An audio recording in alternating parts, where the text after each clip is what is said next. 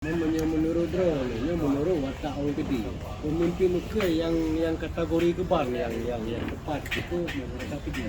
Iji kategori ji pemimpin kali na apa kategori itu mana je kembali bunuh tak pegah wate kategori itu pula orang pemimpin kategori begat berjujur berbisa bicara menasanya kategori ji tapi wate tak pilih lagi tanya bunuh karena geh pada pegah bunuh orang pandangan orang di dalam pemilihannya bukan pandangan cara atau tidak cara pandangan orang-orangnya pada umum ji juga kira nyo katanya sen So juga tulang. sen kategori itu pula orang ulama agak ini Hanya watak orang Aceh harus sesuaikan sikap pemimpin dan watak tanya orang PD.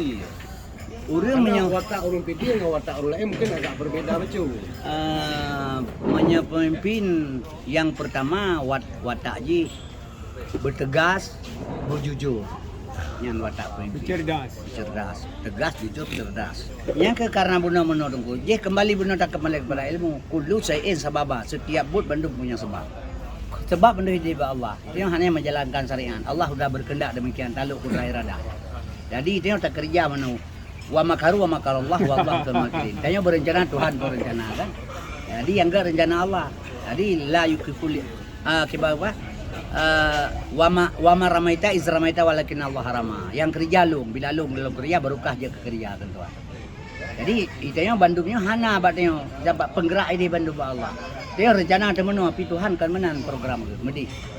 yang mana ini contoh nak kala hana itin paktin orang lewur bu in Zimbabwe demah lah ha in Zimbabwe ya di pakai itu Jokowi baik kata 50% orang dari pasti dicok simlau pati menyohana surat pati han pula BLT lihat tu ribe yang kapuno rumah pakai dia ini kali ini bu kajeknya kamain lihat tu BLT kajeknya kamain kajeknya hana pula itu ketuanya kamain kali ini bu yang kemana yang tingkat kualitas iman kalau yang kejek kembalilah kepada benar dan pegang orang beriman yang benar tidak benar yang salah tetap salah ini yang kemana orang yang hana mau dia kemana yang terjadinya kembali kepada bunuh ngana perbedaan menyohana gad hana yang bro hana dia hana dong bro tapi pegat Allah perlawanan jadi karena tro maka dia karena dia maka tro jadi karena menung kemudian jadi itu taturi itu yang gad jadi wate kasih bro singa baru terjadi yang gad Dia orang pegang kagak tu harto. ya sebab menyohaba Nabi pegas sih mana nu pegas Nabi urangnya mentengah gak urangnya cuma ternyata lagi Nabi begah salah berarti Nabi hanya dakun betul kan hana salah urangnya ngengah Nabi itu Nabi gak urangnya hana mungkin gak tinggal jadi walaupun haba nabinya untuk tak ibadat kemudian tapi pada prinsip dunia laganya sih kalau itu urangnya terpegas Soeharto hana betul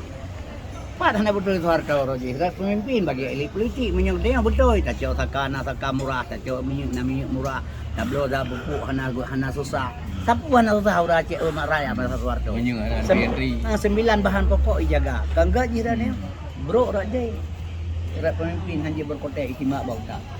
Ada politik. Jadi mesti gol Bandung. Nyan pun dah jawab kesimpulan. Kesimpulan manusia hana yang sempurna. Nah,